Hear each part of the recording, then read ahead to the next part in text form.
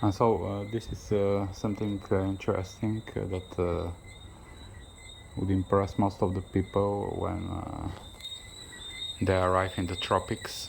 It's the sounds of the nature.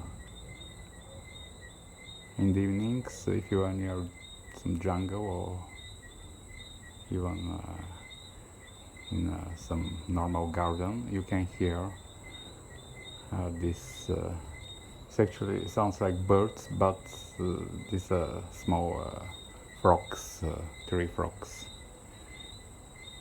and you can hear the same stuff in on all Caribbean islands too.